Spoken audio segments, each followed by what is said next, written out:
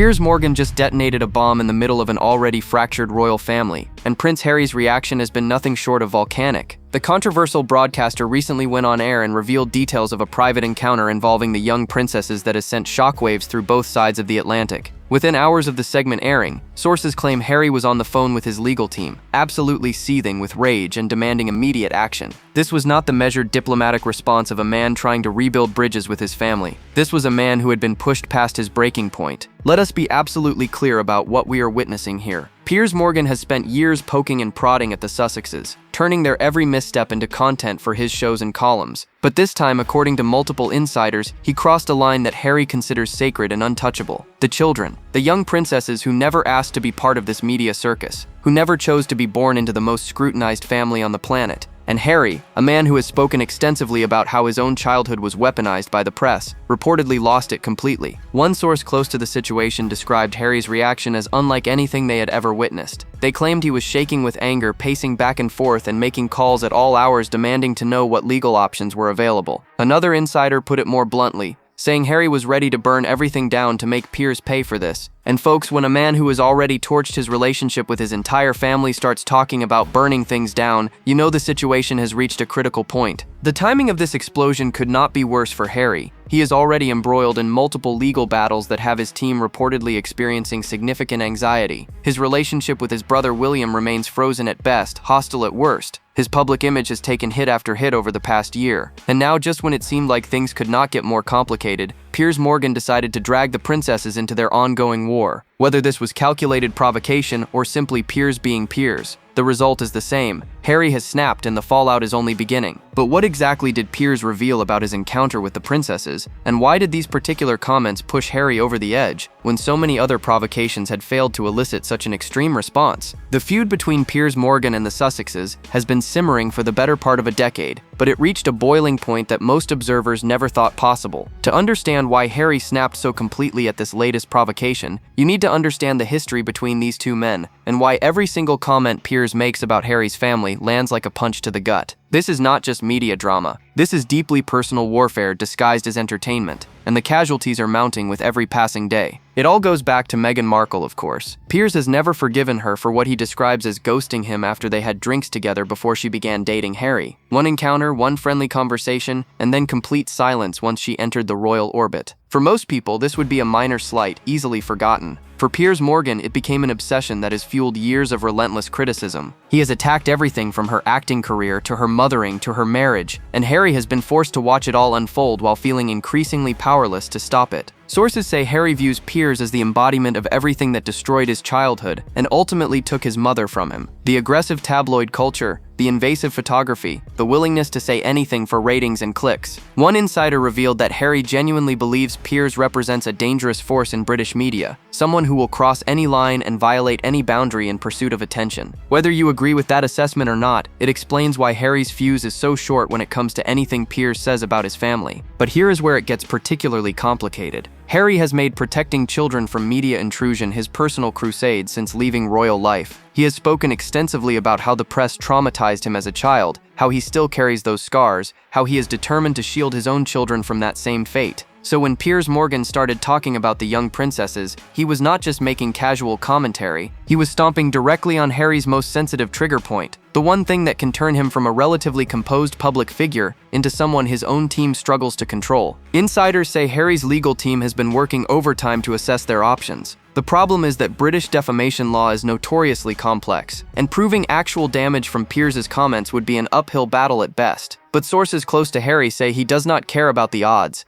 He is determined to make Piers face consequences, even if it means dragging himself through another public legal battle that his critics will inevitably use against him. Let that sink in for a moment. Harry is so enraged that he is willing to risk further damage to his own reputation just to take a swing at Piers Morgan. To fully grasp why Harry's reaction was so extreme, we need to examine exactly what Piers revealed about his encounter with the princesses and why those specific comments struck such a devastating nerve. Piers Morgan took to his platform with the kind of self-satisfied smirk that has become his trademark when discussing the royal family. What he revealed was, on its surface, seemingly innocuous, but the implications and the way he framed it sent Harry into an absolute tailspin. According to Piers, he had encountered the young princesses at a public event and proceeded to share observations about their demeanor, their behavior, and what he perceived as their upbringing. He described the encounter in detail, painting a picture that he clearly found amusing, but that Harry found absolutely violating. The specific comments that sparked the firestorm centered on Piers making comparisons between the princesses and what he called the Sussex approach to raising children. He allegedly suggested that one could see the difference in how royal children versus Montecito children were being brought up, with pointed implications about discipline, public composure, and what he termed proper royal training. One particularly inflammatory remark had Piers noting that the princesses seemed to understand their role and their place in a way that he doubted certain other royal children ever would. Allow me to translate. He was taking a shot at Archie and Lilibet while using Charlotte and her cousins as the standard against which they would forever fall short. Sources who viewed the segment described it as vintage Piers Morgan, the kind of backhanded commentary that technically avoids saying anything directly defamatory while making his meaning crystal clear to anyone paying attention. He framed his observations as complimentary toward the princesses while simultaneously using them as weapons against the Sussexes. It was, according to one media analyst, a masterclass in plausible deniability wrapped in a pretty bow of fake concern for the children. And Harry saw right through it. The clip spread across social media like wildfire within hours of airing. Royal watchers, Sussex supporters, and Sussex critics all weighed in, with the footage being dissected frame by frame. Some defended Piers, arguing he had simply made innocent observations about a public encounter. Others called it a new low, even for him, accusing the broadcaster of weaponizing children to score points in his ongoing vendetta. Harry, according to those close to him, watched the coverage spiral and felt completely helpless to stop it. His worst nightmare was playing out in real time, and the man responsible was sitting back and enjoying every minute of it. One insider revealed that what hurt Harry most was not even the comments themselves, but the fact that Piers was using the children Harry loves, his niece Charlotte and his cousin's children, as pawns in their personal war. Harry reportedly said something to the effect that those girls never did anything to deserve being dragged into this, and Piers knows exactly what he is doing. The source added that Harry feels a deep responsibility toward all the royal children, even those he rarely sees anymore, because he knows better than anyone what growing up under that media microscope does to a person. Palace insiders say William's reaction to Piers' segment was equally swift, but it took a dramatically different form than his brother's explosive response. Prince William reportedly learned about Piers Morgan's comments within hours of them airing, and his reaction could not have been more different from Harry's volcanic rage. According to sources close to the future king, William was indeed furious that his daughter Charlotte had been discussed in such a manner. But unlike his brother, William made a calculated decision that has defined his approach to media controversies throughout his adult life. He chose silence. Complete, dignified, strategic silence that refused to give Piers Morgan the satisfaction of a response. This contrast between the brothers has become one of the defining features of their fractured relationship.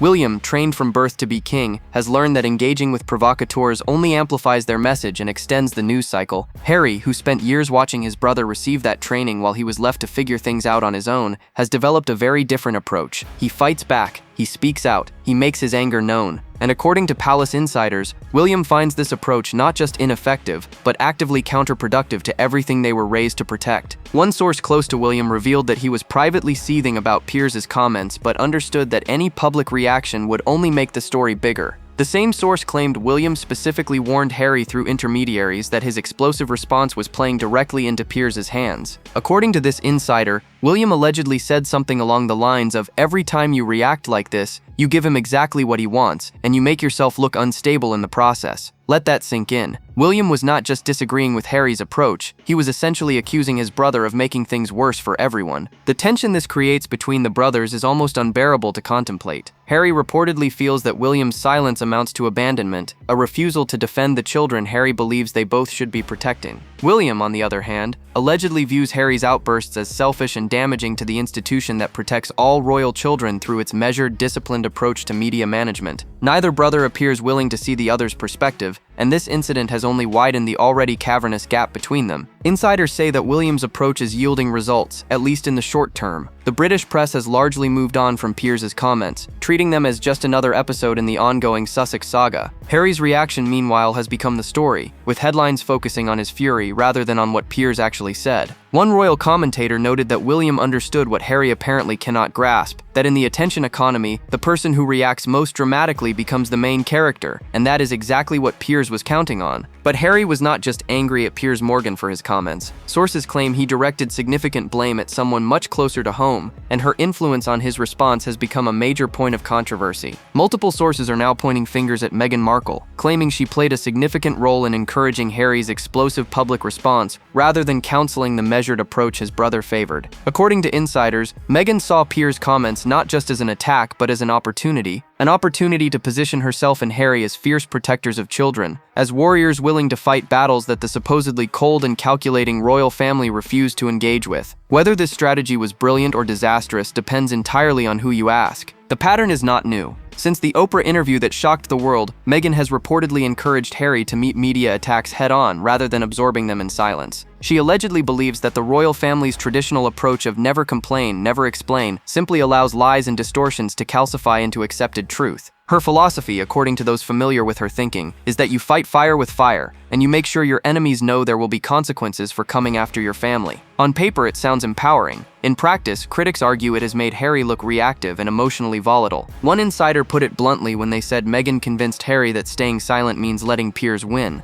and Harry cannot stand the thought of that man winning anything. The same source suggested that Meghan framed the response as a choice between being a protective father and husband or being a passive victim who lets his family be attacked without consequence. When you put it in those terms, it is easy to see why Harry chose the path he did. But whether it was the right choice is another matter entirely. The tension this creates within the Sussex household is reportedly significant. Harry allegedly has moments where he wonders if his brother's approach might be wiser, if all this fighting is actually accomplishing anything beyond generating more negative coverage. But then Meghan reminds him of everything the press has done to them, everything Piers has said, every lie that has been printed and never corrected, and Harry's resolve hardens again, his determination to fight renewed by the rage that never seems to fully subside. Critics of Meghan argue that her advice consistently prioritizes short-term emotional satisfaction over long-term strategic thinking. They point out that Harry's reaction has indeed become the story, overshadowing Piers' actual comments and making the Sussexes look like they are constantly at war with the entire British media establishment. Defenders counter that staying silent has never worked for them either, that they were attacked relentlessly even when they said nothing. It is a no-win situation that would test any marriage, any partnership, any family. But while Harry was busy responding to Piers' provocation, his legal situation was becoming increasingly complicated. And insiders say this latest incident has created genuine chaos within his already anxious team.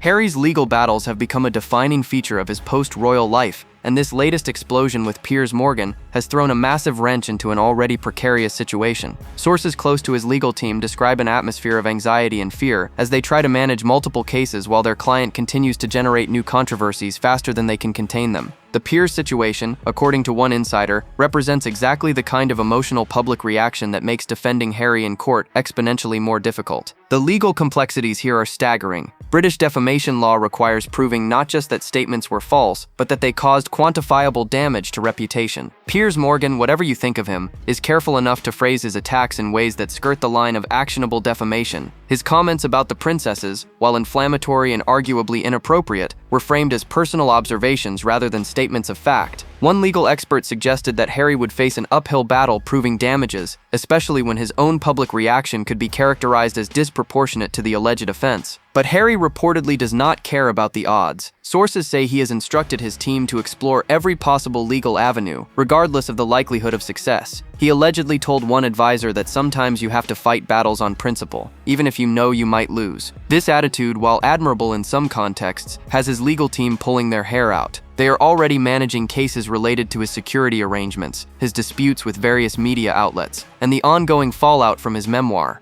Adding another high-profile battle against one of Britain's most combative media personalities is the last thing they need. One insider revealed that Harry's lawyers have tried to counsel patience, explaining that pursuing Piers over these particular comments could actually damage his other pending cases. The argument goes that appearing litigation-happy undermines claims of genuine harm in cases where the harm is more demonstrable. But Harry allegedly dismissed these concerns, saying he refuses to let Piers get away with dragging children into their feud just because it might complicate his legal strategy. Let that sit with you for a moment. Harry is willing to potentially sabotage his own court cases to take a swing at his nemesis. The financial implications are also significant. Legal battles in the United Kingdom are expensive, and Harry's war chest is not infinite. Sources suggest that his various cases have already cost millions, and there are questions about how long he can sustain this level of legal activity. Some observers have noted that Piers Morgan, backed by major media organizations, can likely outlast Harry in a protracted legal fight. The broadcaster knows this, which may be part of why he seems so unbothered by Harry's threats. Meanwhile, inside the palace, William and Kate were processing Piers' revelation in their own way, and their response to the situation reveals just how differently the brothers now approach threats to their family. The response from Kensington Palace to Piers Morgan's comments about Princess Charlotte was a masterclass in strategic silence that stands in stark contrast to Harry's explosive reaction. According to sources close to William and Kate, they were deeply unhappy that their daughter had been discussed in such a manner, but their unhappiness manifested not in public statements or legal threats, but in quiet, behind-the-scenes maneuvering that may prove far more effective in the long run. This is how the future king fights his battles, and it could not be more different from his brother's approach. Insiders reveal that William privately reached out to senior figures in British media, not to complain or threaten but to express his disappointment and remind them of certain unwritten rules about royal children. These conversations, conducted through intermediaries and always deniable, carry significant weight in a country where access to the royal family remains valuable currency for media outlets. One source suggested that Piers may find certain doors quietly closing to him in the coming months, invitations that do not arrive, exclusive opportunities that go to competitors. This is the soft power that William wields,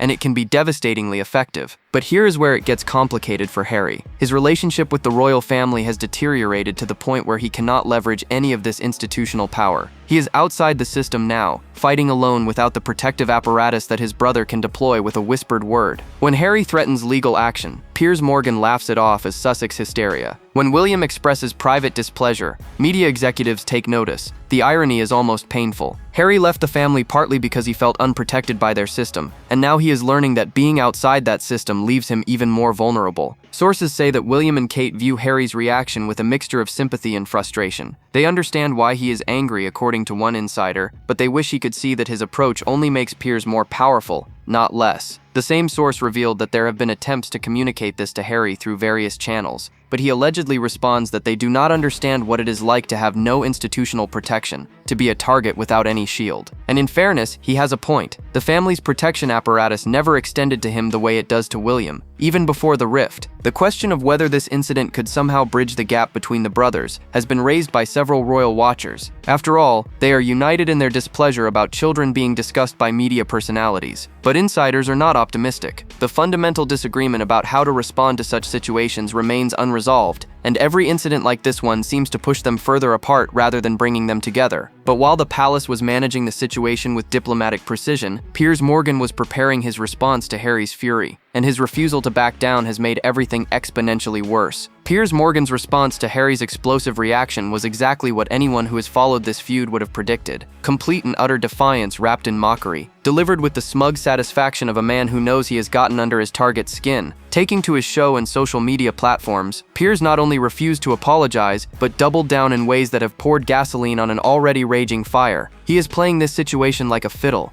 and Harry seems incapable of stopping him. The broadcaster dismissed Harry's anger as, quote, predictable Sussex hysteria, suggesting that the prince cannot handle any criticism of any kind without immediately threatening lawsuits. Piers painted himself as the victim of oversensitivity, a reasonable journalist simply making observations about a public encounter, being attacked by a thin-skinned royal who fled his responsibilities, but still wants to control what people say about the family he abandoned. It was a masterful bit of narrative manipulation, and it played perfectly to his audience of Sussex skeptics. But Piers did not stop there. He went further, questioning Harry's role as a father and protector, suggesting that a man who abandoned his own family's children to move thousands of miles away has no standing to lecture anyone about protecting young royals. This was a particularly vicious line of attack, and sources say it sent Harry into a fresh spiral of rage. One insider revealed that Harry threw something across the room when he heard what Piers had said, screaming that this man will stop at nothing to destroy him. Whether that account is accurate or embellished, it paints a picture of someone at the absolute end of their rope. The strategic genius of Piers' approach is undeniable, even if you find him morally reprehensible. Every reaction from Harry generates more content for Piers to discuss. Every legal threat becomes a new segment about Sussex bullying and attempts to silence critics. Every furious statement from the Sussex camp gets reframed as evidence of their instability and inability to handle life outside the protective royal bubble. Piers has created a perpetual motion machine of content, and Harry keeps feeding it fuel without seeming to realize he is doing exactly what his tormentor wants. Media analysts have noted that Piers' ratings spike every time he engages with the Sussexes, making these confrontations not just personally satisfying for him, but professionally lucrative. One industry insider commented that Piers has essentially made Harry his content strategy, and it is working brilliantly from a business perspective. The same insider suggested that Piers will never stop provoking because he has no incentive to stop, that every Sussex meltdown puts money in his pocket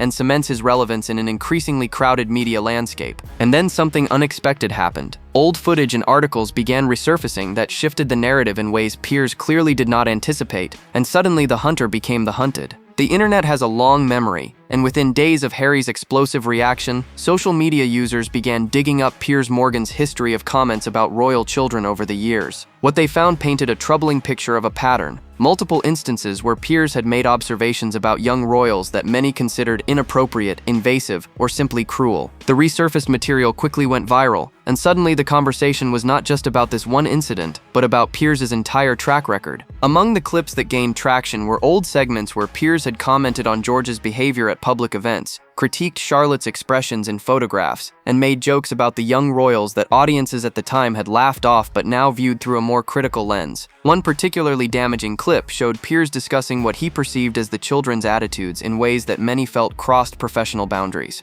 Compiled together, these moments created a narrative of a broadcaster who seemed unusually fixated on criticizing minors who had no ability to respond or defend themselves. Harry's allies wasted no time amplifying this material, with sources suggesting this was exactly the outcome the prince had hoped for. One insider close to the Sussexes revealed that Harry knew his reaction would be criticized, but believed it would also prompt a closer examination of Piers' behavior. According to this source, Harry allegedly said, "Sometimes you have to take a hit to land a bigger blow, and if people finally see the pattern of how this man talks about children, it will be worth it." Whether this was genuine strategy or after-the-fact rationalization is impossible to know, but the material is out there now, and it is not going away. Critics of Harry, however, pointed out what they saw as significant hypocrisy in his outrage. They noted that Harry himself revealed private family information about his own nephews and niece in his memoir, including details about William's children that some felt violated their privacy. How can Harry complain about Piers discussing the princesses, they asked, when he put private family moments in a best-selling book for the entire world to read? It is a fair point, and one that Harry's defenders have struggled to adequately address. The public debate has become increasingly polarized, with Sussex supporters celebrating the resurfaced Piers material and Sussex critics hammering Harry for alleged double standards. One commentator noted that this is exactly how these situations always play out, with both sides retreating to their corners and declaring victory while the underlying issues remain completely unresolved.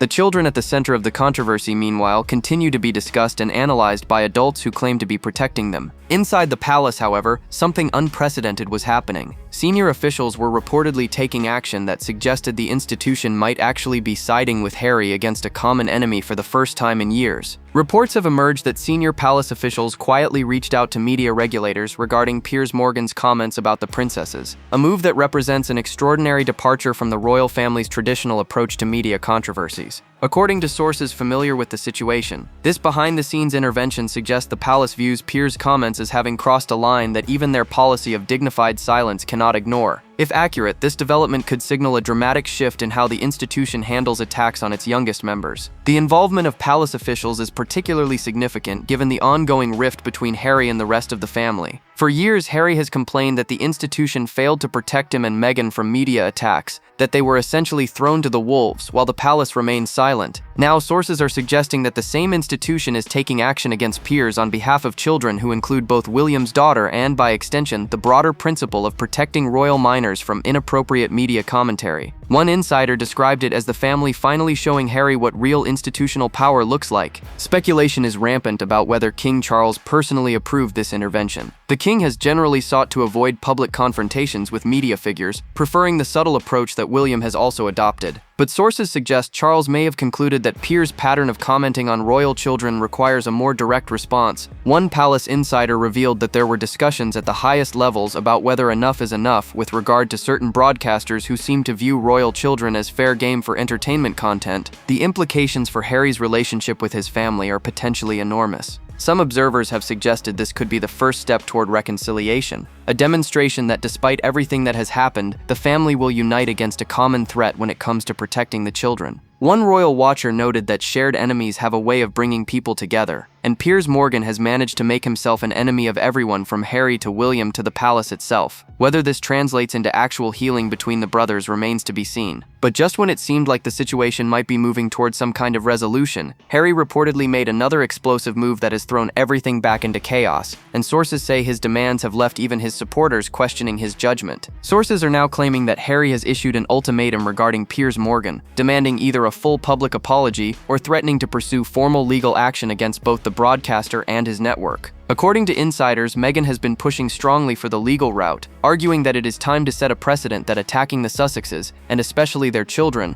will come with real consequences. The couple reportedly views this as a watershed moment, an opportunity to finally strike back against years of what they perceive as media persecution. The demands Harry has allegedly made are extensive. Sources say he wants not just an apology, but a commitment from Piers and his employers to cease all commentary about Sussex children and all comparative commentary involving other royal children. He reportedly wants a formal acknowledgement that certain lines should not be crossed and wants financial compensation directed to children's charities. One insider described the list of demands as comprehensive, but also acknowledged that Piers Morgan is approximately the last person on earth who would agree to any of them. Legal experts have weighed in on Harry's chances of success if he pursues this through the courts. The consensus is not encouraging. British defamation law requires proving actual damage to reputation, and Piers' comments, while inflammatory, were carefully worded to stay within legal boundaries. One legal analyst noted that Piers has been doing this long enough to know exactly how far he can go without exposing himself to successful litigation. The same expert suggested that Harry might have better luck with regulatory complaints than with courtroom battles. But the warnings from legal experts and even from within his own camp do not seem to be reaching Harry. Insiders describe a man consumed by righteous fury, convinced that backing down now would only embolden Piers to go further in the future. One source close to the couple revealed that Harry genuinely believes this is about more than just one incident, that it is about establishing that there are consequences for weaponizing children in media feuds. Whether the legal system agrees with his interpretation remains to be seen. Meghan's role in pushing for legal action has drawn particular scrutiny. Critics argue she is encouraging Harry to fight battles that cannot be won,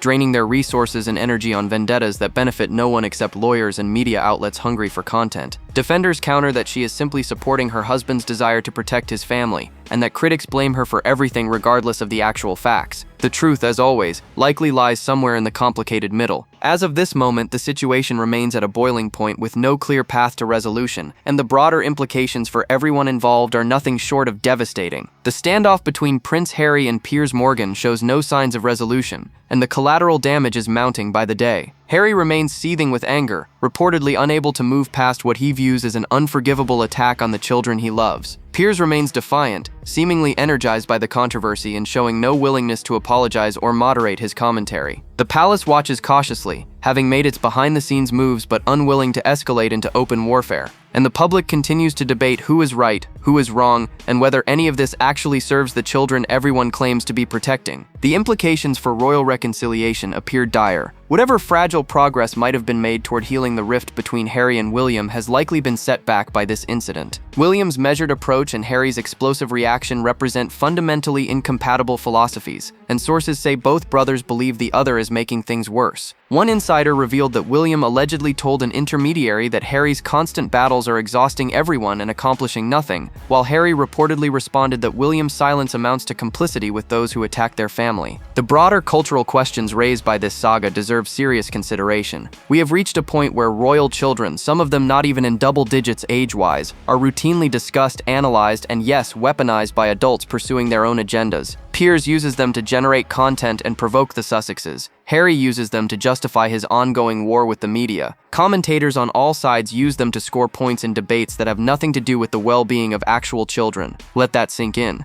Everyone claims to be protecting the kids, but the kids remain at the center of a circus that none of them asked to join. Harry's transformation since leaving royal life has been dramatic, and depending on your perspective, either admirable or tragic. The man who once charmed the world with his irreverent humor and relatable struggles has become someone consumed by grievance, seeing enemies around every corner and threats in every headline. Whether this transformation is the result of genuine trauma, bad advice, justified paranoia, or some combination of all three depends largely on which side of the Sussex debate you fall. But what seems undeniable is that the Harry who snapped at Piers Morgan is a very different person from the Harry who married Meghan in that fairy tale wedding that captivated the world. So the question we are left with is this: was Harry right to snap, or did his explosive reaction play directly into Piers Morgan's hands, giving the broadcaster exactly the response he was hoping for, while accomplishing nothing except generating more negative coverage for the Sussexes? There are no easy answers here, only complicated people making complicated decisions in a media environment that rewards conflict over resolution.